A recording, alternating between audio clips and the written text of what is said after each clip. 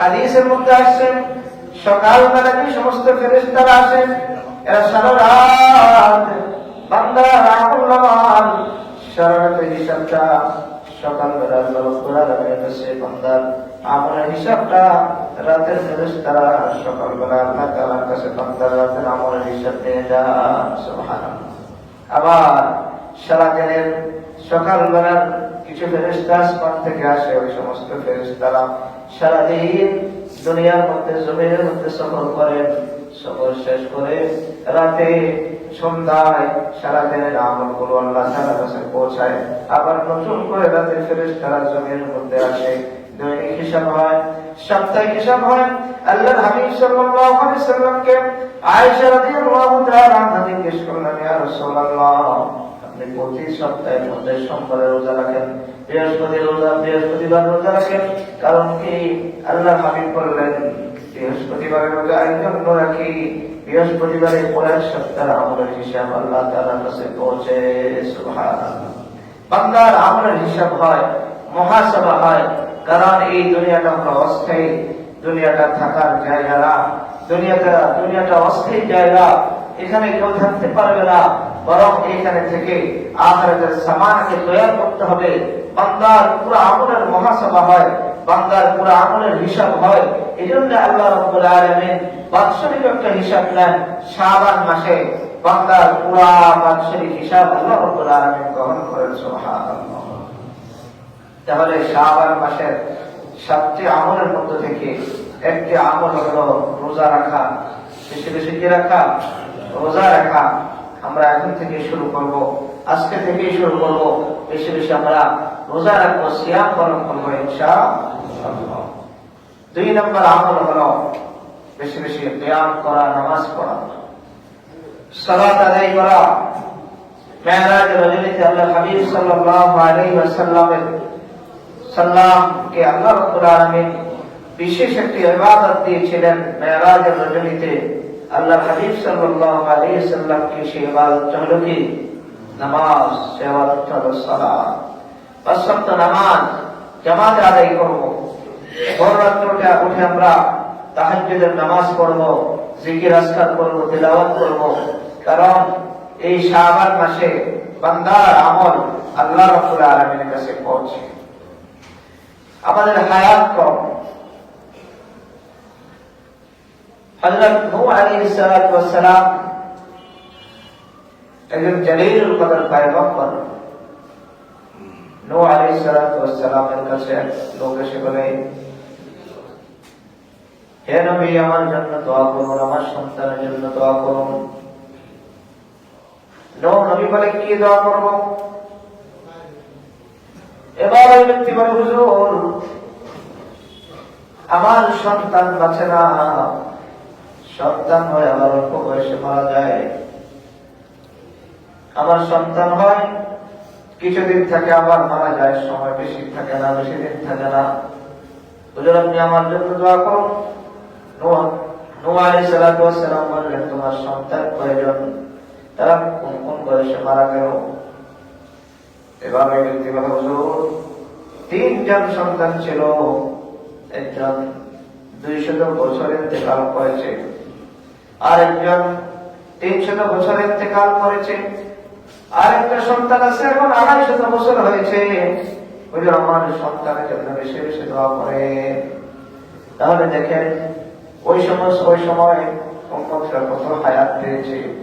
200 বছর হায়াত পেয়ে সন্তান মারা গেল। এই জন্য নূহ নবীর কাছে উম্মত বাঁচানোর জন্য এসেছে। 300 বছরের সন্তান মারা গেল, নূহ আলাইহিস সালামের কাছে উম্মত, ওই উম্মত দোয়া চাওয়ার জন্য এসেছে সন্তানের জন্য হায়াত বেশি হয়। আর আমাদের হায়াত আল্লাহ হাবিব বলছে, মা বাইনা 60 ইলা 70। আমার উম্মতি মা বাইনা 60 ইলা 70। আমার উম্মতের হায়াত হলো 60 থেকে 70 বছর পর্যন্ত। এই অল্প হায়াতকে আমাদের কাজে লাগাইতে হবে। বিশেষ করে বিশেষ মৌসুমগুলোকে আমাদের কাজে লাগাইতে হবে। ইবাদতের মৌসুম রমাদানে আমাদের সময়টাকে কাজে লাগাতে হবে। শবে বরাতে আমাদের সময়কে কাজে লাগাতে হবে। শবে কদরে আমাদের সময়কে কাজে লাগাতে হবে। আল্লাহ তাআলা এই উম্মতের জন্য এত সহজ করে দিয়েছে, অনেক সহজ। রজব শাবান শুধু আজকে নয়, ইয়াওমা খালাকাস সামাওয়াতি ওয়াল আরদ, যেদিন থেকে আল্লাহ তাআলা আসমান বানিয়েছেন, জমিন বানিয়েছেন, পুরা পৃথিবী সৃষ্টি করেছেন, ওই দিন থেকে রজব শাবান আছে। কিন্তু আল্লাহ রাব্বুল আলামিন আমাদের এই উম্মতকে ছাড়া, আল্লাহ হাবিব সাল্লাল্লাহু আলাইহি সাল্লামের আখেরি উম্মত ছাড়া কোন উম্মতকে আল্লাহ রাব্বুল আলামিন দোয়া শেখান নাই, আল্লাহুম্মা বারিক লানা ফি রজব ওয়া শাবান ওয়া বাল্লিগনা রমাদান। আল্লাহ রাব্বুল আলামিন কোন উম্মতকে রজব, শাবান, রমাদানের স্পেশাল আমলগুলো তাদেরকে দেয় নাই, স্পেশাল দোয়া শেখায় নাই। আল্লাহ রাব্বুল আলামিন রজব শাবান যেদিন থেকে পৃথিবী সৃষ্টি ওই দিন থেকে আছে, কিন্তু রজব শাবান রমাদানের গুরুত্ব একমাত্র উম্মতকে আল্লাহ দান করলেন। সুবহানাল্লাহ। আল্লাহ তাআলা উম্মতকে শবে বরাত দিয়েছেন, এই উম্মতকে শবে বরাত দিয়েছে, উম্মতকে রমাদান দিয়েছেন। আল্লাহ রাব্বুল আলামিন অন্য কোন উম্মতকে শবে কদর দেন নাই, শবে বরাত দেন নাই, দোয়া শেখান নাই। কারণ হলো এই উম্মতের কদর আল্লাহ রাব্বুল আলামিনের কাছে একটু বেশি। দুই নম্বর হলো এই উম্মতের হায়াত হলো অনেক কম। হায়াত হলো কি? অনেক কম।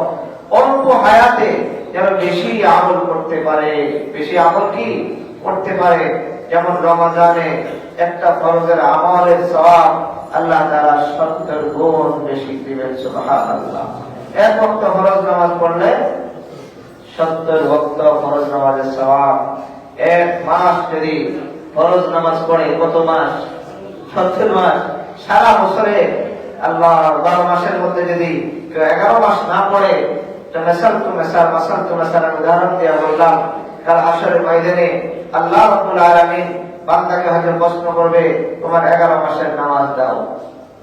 যদি একান্ত নাও দিতে পারে, তাওবার ইস্তেগফার থাকে, রমাদান শাবানে এই সমস্ত আমলগুলো যদি বেশি বেশি করে, 5 ওয়াক্ত নামাজ যদি ঠিকঠাক মতো আদায় করে, হয়তো বান্দা আল্লাহ তাআলার ইশক মারিফতের দরিয়ার মধ্যে ডুব দিবে, বলবে আল্লাহ রমাদানে তো ঠিক মতো আদায় করলাম, তো এক মাসের সওয়াব তো 70 মাস, 11 মাস বাদ দিলে তো আমার 59 মাস আরো রয়ে যায়। বলেন সুবহানাল্লাহ। আল্লাহ তাআলা উম্মতকে এত ভালোবাসেন, অনেক সুযোগ সুবিধা করে। এজন্য আমরা এই শাবানে 2 নম্বর আমল করব কোরআনে কারীম, 2 নম্বর আমল করব আমরা নামাজ পড়ব। কি পড়ব? নামাজ।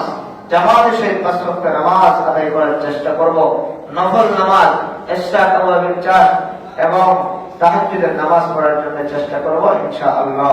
3 নম্বর আমল হলো কোরআনে কারীম তেলাওয়াত করব। قال رسول الله صلى الله عليه وسلم من قرأ القرآن وعمل بما فيه ألبس والده يوم القيامة تاجا ضوءه أحسن من ضوء الشمس في بيوت الدنيا لو كانت فيكم فما ظنكم بالذي عمل بهذا الله. قال رسول الله صلى الله عليه وسلم من قرأ القرآن وعمل بمن قرأ القرآن فاستظهره فأحل حلاله وحرم حرامه أدخله الله الجنة وشفعه في 10 من أهل بيته كلهم قد وجبت له النار. فضائل عالم محافظ الفضيلة الجد حديث الشاب جمعه قرأ شد وشد قرأ من التلاوة قرأ پڑھ قرأ من کی قرأ তিলাওয়াত করা।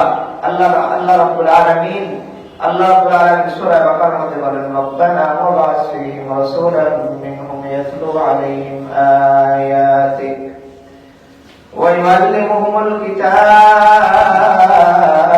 ওয়াল হিকমাতা ওয়া ইউযাক্কিহিম। ইব্রাহিম আলাইহিস সালাম দোয়া করলেন, আল্লাহ আমার বংশের মধ্যে একজনকে নবী বানান যার কাজ হবে 4টা। এক নম্বর হলো ইয়াতলু আলাইহিম আয়াতিক, কোরআনে কারীমের তিলাওয়াত করবে, আপনার আয়াতের কি করবে? তিলাওয়াত করবে। এই তিলাওয়াত এটা উম্মতের একটা বহুত বড় জিম্মাদারি। উম্মতের উপরে কোরআনে কারীমের তিলাওয়াত করা কি বহুত বড় জিম্মাদারি। আজকে কোরআনে কারীমের তিলাওয়াত নাই। কোরআনে কারীমকে আমরা সুন্দরভাবে সাজায়া ঘরে রেখে দিই, তিলাওয়াত করি না।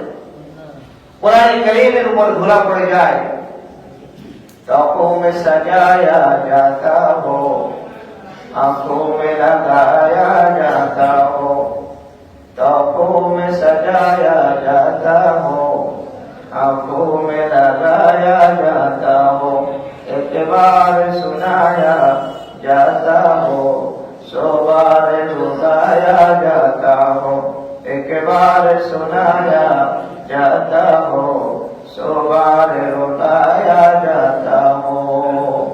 কোরআন আশিক বলেন যে কোরআনকে আমরা সুন্দর করে তর্কের মধ্যে সাজায় রাখি। অনেকে হাত থাকলে বা উপর থেকে নিচে পড়লে চোখে লাগায় মায়া করে মহব্বত করি, ওইটা ঠিক আছে, সম্মান করব, কিন্তু কোরআন কারীমের মূল তাজিম হলো কোরআন কারীমকে তেলাওয়াত করা। কোরআন কারীমকে কি করা? তেলাওয়াত করা। আমরা বেশি বেশি শাবান মাসে কোরআন কারীমের তেলাওয়াত করব। দৈনিক 1 পারা 2 পারা 3 পারা করে বেশি বেশি তেলাওয়াত করার চেষ্টা করব। প্রয়োজনে যে যা পারে এই শাবান মাসে 1টা 2টা 3টা 4টা 5টা খতম দেওয়ার জন্য চেষ্টা করব ইনশাআল্লাহ। কোরআন কারীমের তেলাওয়াতের যদি শাবান মাসে বেশি বেশি তেলাওয়াত করি, তাহলে রমাদানে আরো বেশি বেশি তেলাওয়াত করার সুযোগ হবে। রমাদানে বেশি বেশি তেলাওয়াত করার জন্য মন চাইবে, আল্লাহ তাআলা কবুল করবেন, বলেন আমিন। 4 নম্বর আমল হলো ইস্তিগফার করব, তওবা করব, ইস্তিগফার করব। শাবান মাসের আমরা 4 নম্বর আমল করব, বেশি বেশি তওবা করব, ইস্তিগফার করব। ঘুমানোর সময় আমরা ইস্তিগফার করব, তওবা করব। ঘুম থেকে উঠেও আমরা কি করব? তওবা করব, ইস্তিগফার করব। যে যত বেশি তওবা করবে, ইস্তিগফার করব, আল্লাহ রাব্বুল আলামিন পিছিয়ে জিন্দেগীর সকল গুনাহ খাতাগুলো আল্লাহ তাআলা মাফ করে দেবেন। তওবা এমন একটা অপশন, মোবাইলের মধ্যে আপনার অনেকগুলো অপশন আছে, তার মধ্যে একটা অপশন হলো ডিলিট অপশন। আপনি যদি অনেকগুলো ভিডিও, ছবি অথবা বিভিন্ন যদি ফাইল থাকে, আপনি সব ফাইলগুলো ক্লিক করে যদি ডিলিট অপশন চাপ দেন, সবগুলো কি হয়ে যায়? মোবাইল থেকে চলে যায়। ঠিক তেমনি ভাবে আপনার জিন্দেগীর যত গুনাহ আছে, কবিরা সগীরা, জানা অজানা, ছোট বড়, সব গুনাহ থেকে যদি আমরা তওবা করি খালিস নিয়তে, আল্লাহ রাব্বুল আলামিন বান্দার এই তওবা করে চোখের পানি ছেড়ে দিয়ে নাকের ডগায় আসার আগে আগে বান্দার চোখের পানি আল্লাহ রাব্বুল আলামিন বান্দার জিন্দেগীর সকল গুনাহ কথাগুলো কি করে দেন? মাফ করে দেন। আল্লাহ হাবিব সাল্লাল্লাহু আলাইহি ওয়াসাল্লাম বলেন, قال رسول الله صلى الله عليه وسلم يا أيها الناس توبوا إلى الله فإني أتوب إلى الله كل يوم 100 مرة। তোমরা আল্লাহ রাব্বুল আলামিনের কাছে তওবা করো, কারণ আমি প্রতিদিন আল্লাহ রাব্বুল আলামিনের নিকট দৈনিক 100 বার তওবা করি। কতবার? 100 বার।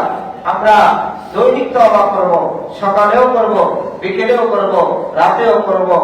ফাঁকে ফাঁকে কি করব? আমরা তওবা করব। গুনাহ হয়েছে, কি হয়েছে, আবার তওবা করব। আবার গুনাহ করে ফেলেছি, আবার তওবা করব। তওবা করলে যদি খালিস নিয়তে তওবা করি, তাহলে আল্লাহ তাআলা জিন্দেগীর গুনাহটা মাফ করবেন। তবে শর্ত হলো মনে নিয়ত থাকতে হবে যে আল্লাহ আমি আর জীবনে করব না। জীবনে কি মনে মনে যদি নিয়ত থাকে যে আবার করব, তাহলে গুনাহ কি হবে না? মাফ হবে না। কিতাবের মধ্যে 3টা শর্ত লিখছে। একটা হলো পিছিয়ে জিন্দেগীর গুনাহ খাতাগুলো ছেড়ে দিতে হবে। 2 নম্বর, গুনাহ খাতার জন্য নিজেকে শর্মিন্দা হইতে হবে। 3 নম্বর, এই গুনাহ খাতা আর করব না, ওয়াদা দিতে হবে আল্লাহ তাআলার কাছে। 3টা ওয়াদা যদি বান্দার কাছে থাকে, 3টা গুণ। 1 নম্বর হলো গুনাহ খাতার জন্য লজ্জিত হওয়া। 2 নম্বর হলো এই গুনাহ খাতা ছেড়ে দেওয়া। 3 নম্বর হলো আর কোনো ওয়াদা দেওয়া। এই 3টা জিনিসের সমষ্টির নাম হলো কি? তওবা। পুরা তওবা। আস্তাগফিরুল্লাহাল্লাযী লা ইলাহা ইল্লা হুয়াল হাইয়ুল কাইয়্যুম ওয়া আতুবু ইলাইহি। আস্তাগফিরুল্লাহাল্লাযী লা ইলাহা ইল্লা হুয়াল হাইয়ুল কাইয়্যুম ওয়া আতুবু ইলাইহি। তিরমিজি শরীফের হাদিস। সকালে 3 বার যদি কেউ পড়ে তওবা, বিকালে 3 বার যদি সন্ধ্যায় পড়ে, সারাদিন সারা রাতে আল্লাহ তাআলা তার জিন্দেগীর সকল গুনাহ খাতাগুলো মাফ করবেন। ওই দিনের রাতে যদি ব্যক্তি মারা যায়, আল্লাহ তাআলা তাকে জান্নাতুল জান্নাত দান করবেন। সুবহানাল্লাহ। আল্লাহ তাআলা এই উম্মতকে অনেক সহজ করে দিয়েছে, অনেক সহজ। আমাদের জান্নাতে যাওয়া অনেক সহজ করে দিয়েছে আল্লাহ তাআলা। আমরা তাহলে 4 নম্বর শাবান মাসে আমল করব, বেশি বেশি কি করব? তওবা করব, ইস্তিগফার করব। আর 5 নম্বর আমল হলো আমরা নিজের ব্যবসা বাণিজ্য, নিজের সকল কাজগুলোকে আমরা গুছিয়ে ফেলবো, রমাদানের জন্য প্রস্তুতি নেব। একজন বিশিষ্ট তাবেঈর নাম হলো মুআল্লা ইবনে ইয়াজিদ। মুআল্লা তিনি বলেন যে সমস্ত তাবেঈনরা সাহাবায়ে কেরামদের সান্নিধ্য পেয়েছেন,